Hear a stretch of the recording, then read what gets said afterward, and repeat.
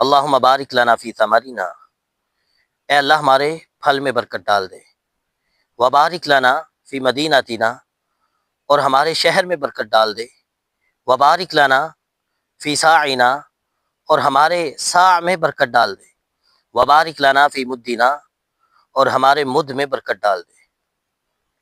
نبی صلی اللہ علیہ وسلم یہ دعا اس وقت پڑھا کرتے تھے جب نیا پھل آتا، نیا پھل دیکھتے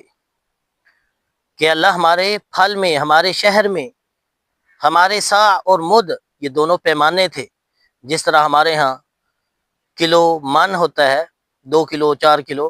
اسی طرح وہاں پر عربی زبان میں ساع اور مد پیمانوں کے نام تھے۔ اللہ کے نبی صلی اللہ علیہ وسلم دعا کرتے ہیں اللہ ہمارے پھلوں میں، ہمارے شہر میں، ہمارے شہر کے ان پیمانوں میں برکت ڈال دے، ساع اور مد میں برکت ڈال دے۔ تو ہمیں بھی چاہیے کہ ہم یہ دعا پڑھا کریں جب بھی نیا پھل آئے، نیا پھل دیکھیں، اللہم بارک لنا فی ثمرنا، وبارک لنا فی مدینتنا، وبارک لنا فی ساعنا، وبارک لنا فی مدنا۔